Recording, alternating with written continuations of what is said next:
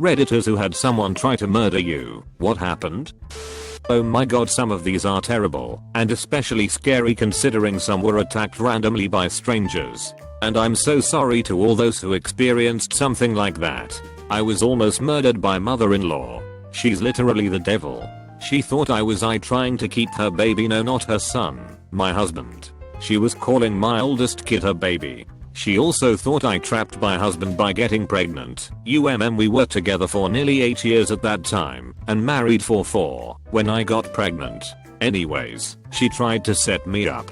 One day I walked into my home with my oldest son while I was pregnant. I quickly run into the bathroom to grab a towel or something. In there I found my mill covered in her own blood holding a knife. She starts to yell, I'm in shock, and then attacks me. She keeps saying how dare I try to kill her and take her away from her baby, and how I was trying not to deprive my son from her love. I was trying to protect myself and of the bathroom while trying to calm her down.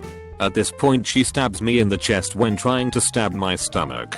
You're a slut and a whore. My baby doesn't deserve you. How could he marry someone who tried to kill his mama? At this point I'm really in shock and realize she was trying to make it look like I attacked her and she was defending herself. I managed to run out and I yell at my son to go to X's house next door and a family friend and get help, which he does. I barricade myself in our office room. It had these heavy oak doors and try to control my bleeding. Miller's outside banging on the door complaining how I'm jealous of her and the love and relationship she shares with her son and my son, and how I'm trying to isolate them from her. Anyways, cops came, she was arrested, and I ended up in the hospital and lost the baby.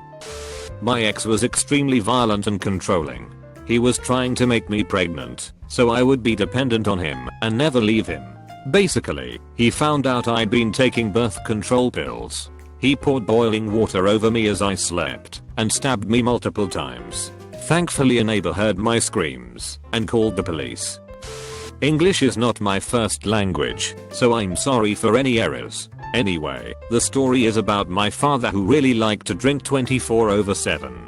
He would often get angry and throw stuff around or threaten complete strangers, but he never harmed me or my brother, so we got used to it and just ignored it most of the time. But one day he got into a fist fight with some random guy at the gas station, where he liked to drink for 20 hours straight, and when he got home he was in a really bad mood.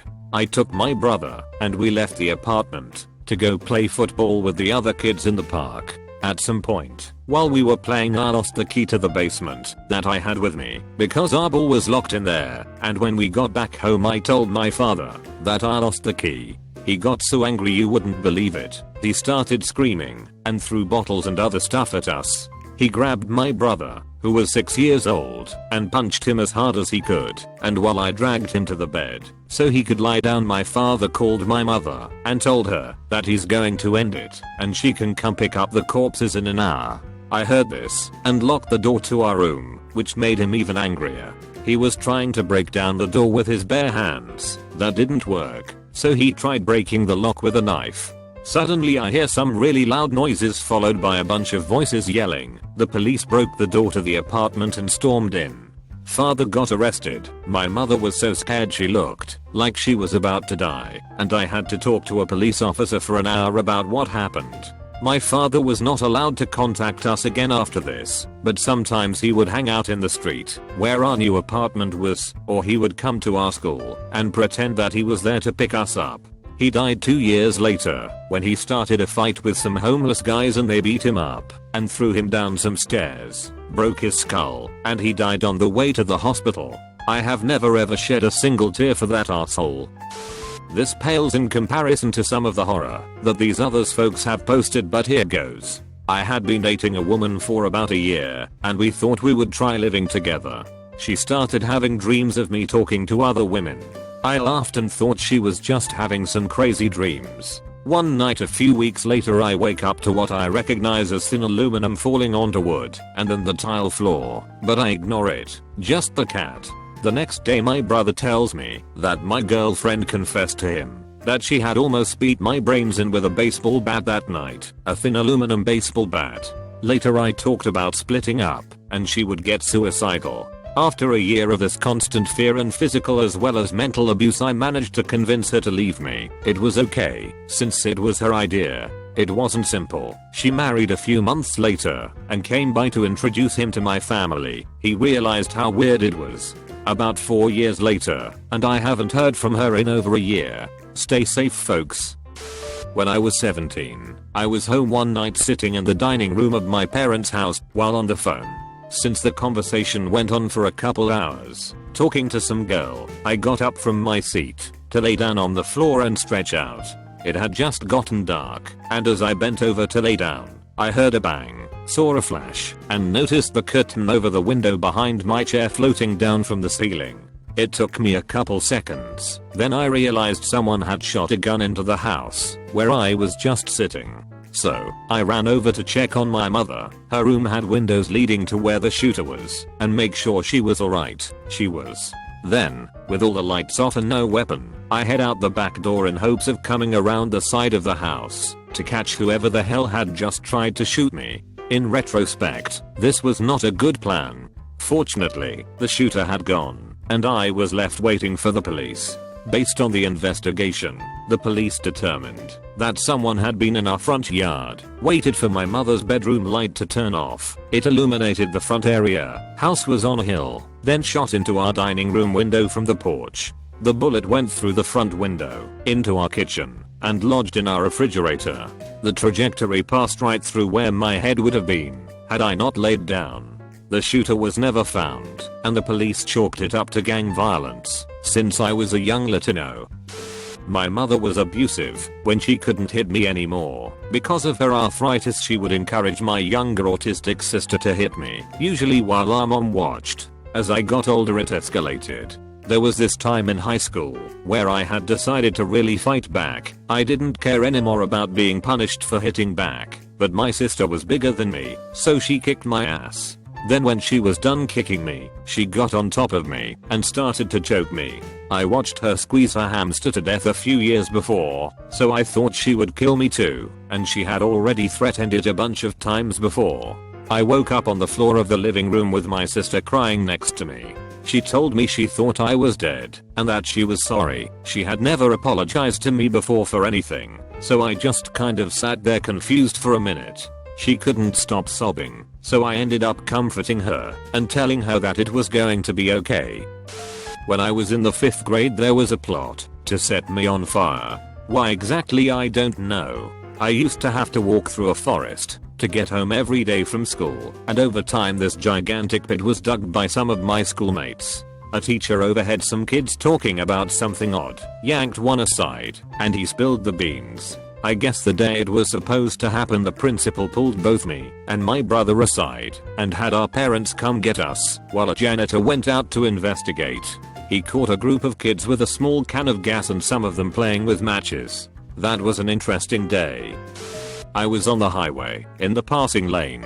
My lane was merging into the next lane. I signal, and everything is clear for me to move over when a large pickup truck speeds up and prevents me from moving over. I brake hard, honk my horn, and move over behind the truck.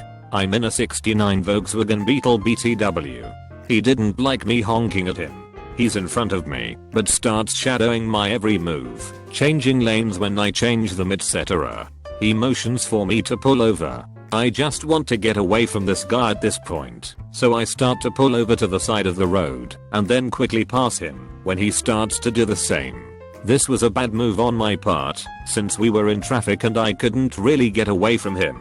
He eventually pulls alongside of me and says, "I'm going to run you off the fucking road," and rams the side of my car with his truck. I brake hard, and he brakes with me, again ramming my car with his truck. He pulls in front of me and motions for me to pull over again.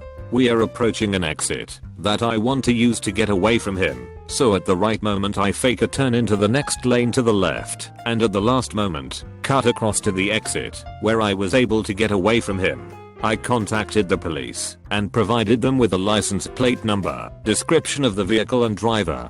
The guy lived several towns over, and it took about 2 weeks before the police were able to contact him. There was no damage to his truck, and he denied having any confrontation with me. I had arranged several meetings with the police to talk with them more about the incident, but the police officer didn't show up to any of them. They also suggested that I may have hit a wall on the highway and decided to blame this random person.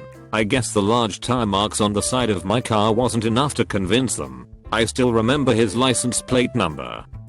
One night my two stepbrothers and were walking down a dimly lit road beside a railroad switchyard at about 10 o'clock at night.